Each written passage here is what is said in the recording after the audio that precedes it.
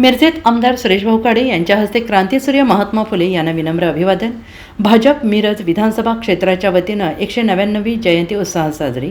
Bharatiya Janata party Miraj विधानसभा क्षेत्राच्या वतीनं क्रांतीसूर्य महात्मा ज्योतिबा फुले यांची 199वी जयंती अत्यंत उत्साही वातावरणात साजरी करण्यात आली. या निमित्ताने मिरजेतील महात्मा फुले उद्यान येथे आयोजित कार्यक्रमात राज्याचे माजी पालकमंत्री आणि आमदार सुरेशभाऊ खाडे यांनी महात्मा फुले यांच्या पुतळ्याला पुष्पहार अर्पण करून विनम्र अभिवादन केले. यावेळी बोलताना आमदार खाडे म्हणाले, महात्मा ज्योतिबा फुले यांनी समाजातील तळागाळातील घटकांना शिक्षणाची दारे उघडी करून दिली. त्यांचे विचार आणि कार्य आजही आपल्याला समाजाच्या प्रगतीसाठी प्रेरणादायी आहेत.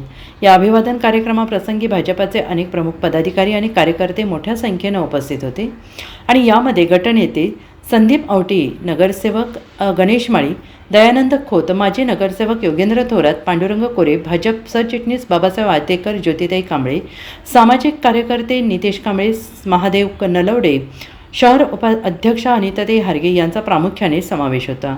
या कार्यक्रमाला मिरज शहरातील नागरिकांनी मोठी उपस्थिती लावून महात्मा फुले यांच्या स्मृतींना उजाळा दिला. सर्व उपस्थितांनी महात्मा फुले यांच्या सत्यशोधक विचारांचा जागर करत त्यांना अभिवादन केले. Bureau report SBN Marathi, Sangli.